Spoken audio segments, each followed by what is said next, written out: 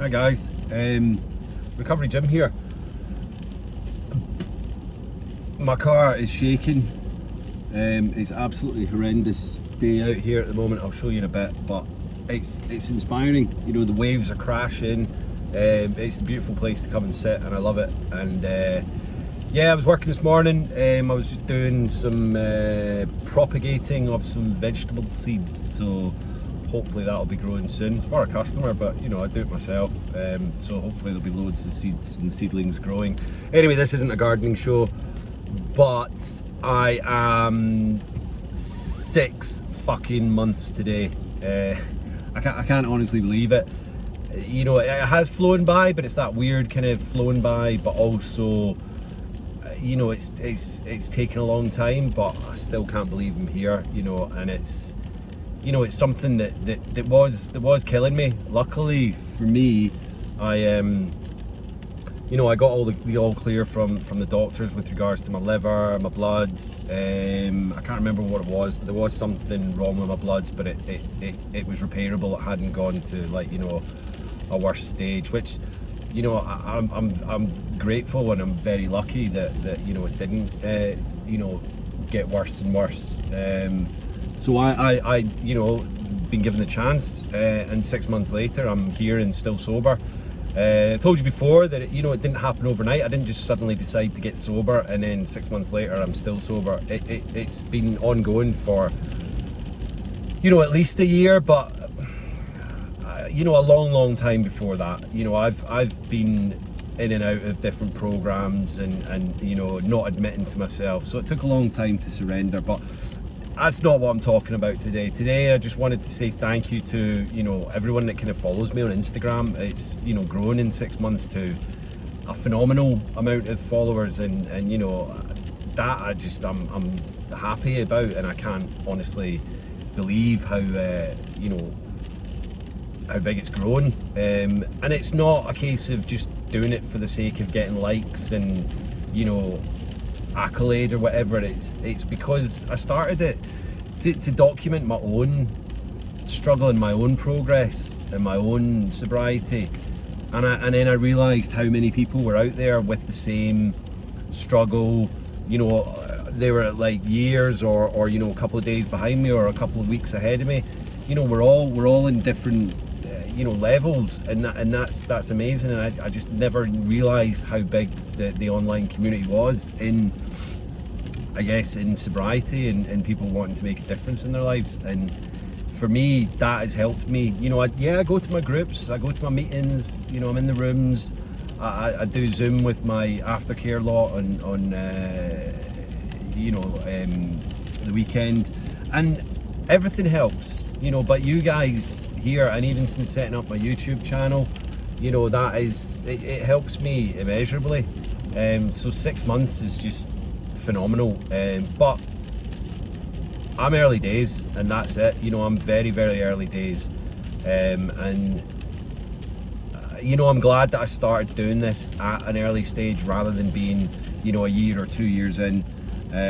You know, I'm just so grateful that I managed to have the foresight at the beginning to start this. You know, I think I started it, I was only on about day 13 or 14, so it wasn't a daily thing at that point, but I had the idea, and then I kind of filled in the 13 pictures so that every picture is now, you know, a daily occurrence. And I will continue doing that for however long. You know, I was saying last night at a meeting, NA, I was asked to do the main share because of 6 months, and I said that someone asked me a while back, how long will you be going to your meetings for?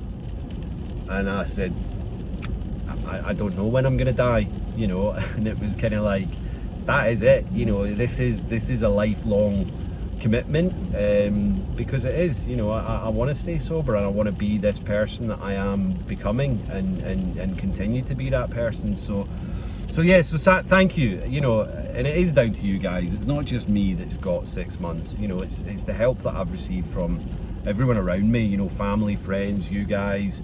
But I also wanted to talk a little bit about obsession. Now, obsession, addiction, the phenomenon of cravings, it's all, you know, relative, because I've got a few friends at the moment that are really struggling, you know, with relapse after relapse, and it is, once you get into that mindset of, you know, being able to have a few days under your belt, or even a week, or even a bit longer, that obsession is there, and it's the most overpowering thing in the world, and it is just that fuck it button, you know. I've been speaking to someone recently, and I said, just phone me, you know, if you are, but that's easier said than done, because when you're in that mindset, in that obsessive mindset, you think, fuck it, I'm going to do this in secret, this will be okay, it'll be fine. And then you realise, you wake up the next day, you feel like shit, you still got to go to work, or you know, or you know, just get another bottle, and then it spirals, and that's the annoying thing. And then you feel the guilt, the shame, that you don't want to speak to these people that have tried to help you, and it's not about that. It's about trying to get past that obsession. And I know it's easy for me to say because I am past it, but it's really, really fucking difficult in those early days and weeks and months to get past that, because it's constantly there. Now I get it, I get the little odd thoughts in my head, and I've spoken about that, but it just kind of, it's fleeting now, because I know there's no way I want to go back to where I was before. And I know people have had years and years and years of sobriety and then relapsed, and that's the key for me. It's about keeping myself grounded every day. I don't have the answers on how you get past the obsession and the phenomenon of cravings. It's a weird thing, but for me, it was about the meetings, and constantly going to the meetings and doing, you know, the reading the books, and reaching out to people, forgetting that little thing that, oh yeah, I want to do it in secret, I'm gonna have a drink, I'm gonna fucking drink tonight, and then tomorrow will be another day. That doesn't work. It doesn't work at all. It then spirals, and it always does. And the point is that you need to kind of constantly be thinking, I want to stay sober, I want to stay sober, and it's minute by minute, hour by hour. Forget one day at a time at this point. It's all about here and now. You know, I know I'm gonna go to sleep on the pillow tonight sober, but I don't know what's gonna happen tomorrow. So for me, it's one day at a time. But in early stages, it is fucking minute by minute, hour by hour. Put little reminders in your phone. Have a little alarm go off, you know, every hour, saying, right, stay sober. Fill yourself with sweets, chocolate, you know, fizzy drinks, whatever. It's, you know, things that make you happy, if that's your thing, you know. Watch loads of shitty, crappy, mindless comedy or whatever, you know, that cheers you up. Just do all these little things that just doesn't get you back to the bottle, because we know ourselves, it doesn't end. It doesn't end. It just goes on and on and on and on until, you know. Anyway, I know a lot of people, the people that I've been speaking to, they do want to get sober because they're trying it every day, and it's just those little things, and it's so close and yet so far. It's teetering on the edge of getting to, you know, a good couple of months under your belt, and that's, you know, that's where for me the obsession kind of stopped. I think it was about actually 3 or 4 months, but after 2 months it did start to get easier. You know, once I'd got a month, which was my previous sobriety day, I'd done 45 days. Once I got past that, and then I hit the 2 month mark, 60 days, you know, it was really, I started reaping the rewards. My life started changing. Everybody's story is different though, you know. As I say, this is how it worked for me, and this is what I kind of managed to do. But you know, I just want people to know that there is help out there, and there is a way through the darkness, and to see the light, and all that kind of stuff. It is a horrible thing, the obsession, because you just think it's all encompassing, and you just think this is all I want now, you know, fuck everything else. And it's like, it's weird because you're in a sober place and your mind's not thinking as a drunk, but it takes over. You know, it's almost like that dry drunk obsession's still there, and it's really tough to get rid of it. But it can be done, and that's what I'm trying to say today. You know, it really can be put to the back of your mind. You know, meditation, mindful thinking, all of these things help. You know, even going out for a run when you feel that thought coming over, go for a run, go and I don't know, play badminton or do whatever you can. Go for a hike. It's a really tough thing, but people can do it. We all do it. You know, one day at a time, 1 hour at a time. You do recover. Yeah, I'm going to show you if I can where I am at the moment. I mean, the car's shaking literally. I know you probably get a lot worse storms in America and all these places, but